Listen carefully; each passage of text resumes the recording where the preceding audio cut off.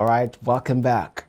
According to the statement on Tuesday signed by the Acting Director of Defense Information Brigadier General Tukur Gusau, the vehicles were being moved to the Warri port from where they were joined in the United Nations Interim Security Force for Wood Abyei mission in southern Sudan.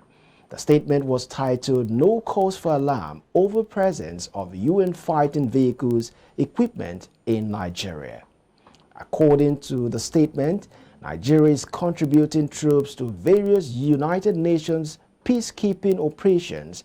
The most recent is United Nations Interim Security Force for Abyei, southern Sudan, and the mission is commanded by Nigerian Major General Benjamin Sawyerr. The presidential candidate of the Labour Party, Peter Abyei, has criticized the Minister of Information and Culture, Lai Mohammed, over the allegation of inciting a post-election insurrection. At a press conference in Washington, D.C., Mohammed reportedly warned Abyei to desist from stoking violence following the February 25 presidential election, which saw the emergence of Bola Tinubu of the All Progressive Congress as the winner. Abyei, however, took to Twitter on Tuesday to denounce the allegation amid tensions over a purported plot to install an interim government. The former governor of Anambra State said it has never discoursed or encouraged anyone to undermine the Nigerian state and has never sponsored or preached any action against the Nigerian state. According to Abyei, those initiating the actions have increasingly used their official positions and agents to make false allegations against him.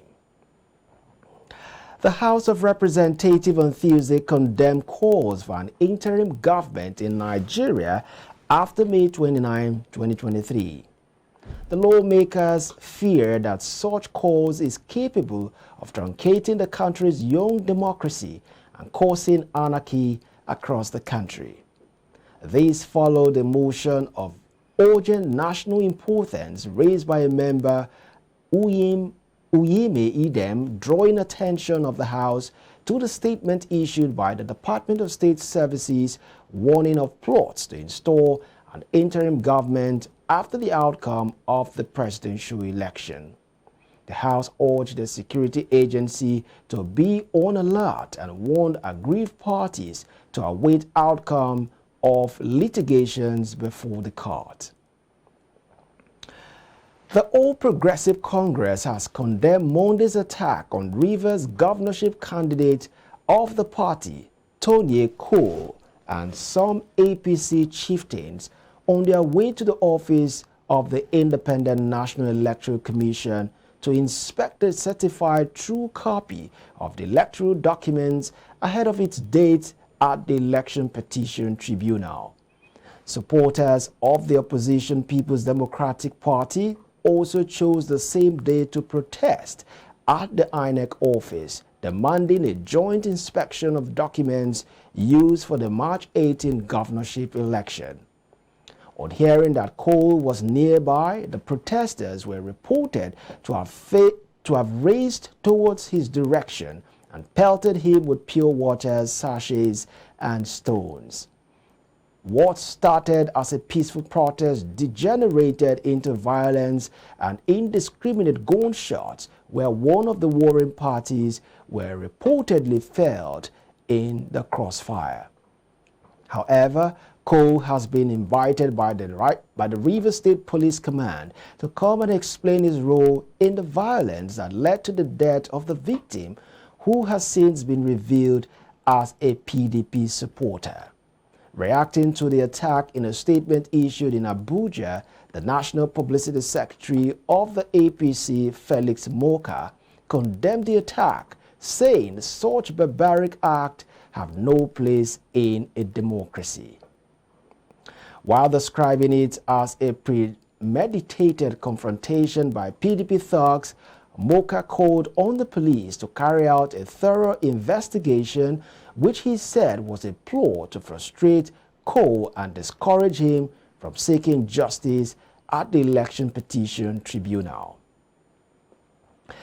The Nigerian Communication Commission has refuted allegations of tracking and leakage of telephone calls, saying it does not and cannot carry out such act by law. The Nigerian Communication Commission Director of Public Affairs, Ruben Moka, in a statement on Tuesday, noted that the Commission had been inundated with inquiries on claims of telephone tracking and leakage by some individuals and groups on social media. According to Moka, the Commission clarifies that it denies the allegations in their entirety, adding that by the provisions of the Nigerian Communication Act 2003 and other extant laws of the Federation, the Commission does not and cannot track or leak telephone conversations of anyone. The NCC spokesman said the Commission has reported the allegations, which they take seriously, to relevant security agencies for proper investigation and necessary action. The Commission restated its commitments to discharge its responsibility to Nigerians in accordance with the provisions of the Constitution of the Federal Republic of Nigeria, the NCA 2003, other instant laws of the Federation, and global best practices. The Commission statement comments some amid a controversial audio clip which portrays the presidential candidate of the Labour Party, Peter Obi, and founder of the Living Faith Church Worldwide, Bishop David Oyedepo, as engaging in a purported telephone conversation. Former Governor of the Central Bank of Nigeria, Mohammed Sanusi, has said Nigeria has never been this divided since the Civil War of 1967 to 1970. He said the country, because of the election, was now dangerously divided along ethnic and religious lines, adding that it had put the integrity of the public institution in question. He said the people now have suspicions about the politicizing judiciary and the election umpire. Sanusi made the remarks on Tuesday at the third Nigerian Leadership Colloquium in honor of the senior pastor of Trinity House, Lagos, Itwa Igbodalo, who turned 62. The event was tagged "A New Nigeria Leadership Imperative for Radical Growth and Transformation." Sanusi, in his address via Zoom, stated that the country now had a challenge of nation building, adding that the economy was now in the doldrums. The People's Democratic Party has demanded that the Independent National Electoral Commission remove the resident electoral officer in Adamawa State, Hudu Yunusa, ahead of the supplementary election. The governorship election held in the state on March 18 was declared inclusive by INEC, with the PDP leading with about 31,000 votes. The electoral body has fixed April 15 for supplementary election in the state, but in a statement on Tuesday, PDP spokesperson Debo Olubunagba accused the REC of complicity in alleged plots of manipulate the outcome of the governorship election in the state. He said that with Yunusa's continued stay in office, INEC is stoking a breakdown of law and order in Adamawa State. The Minister of Works and Housing, Babatunde Fashola, says the Lagos-Ibadan Expressway Road project will be completed soon, while the second Niger Bridge will be commissioned and opened to traffic in May. The minister spoke during the pre-inspection of the local Oweto Bridge in Nasarawa State, according to a statement by the Director of Press and Public Relations in the Federal Ministry of Works and Housing, Blessing Lere Adams.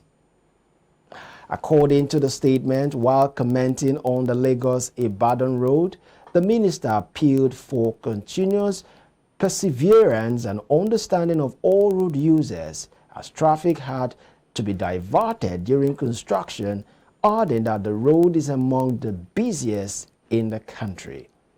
Fashola further stated that the local Oweto Bridge is 200 meters longer than the second Niger Bridge, and not many African countries are able to do this.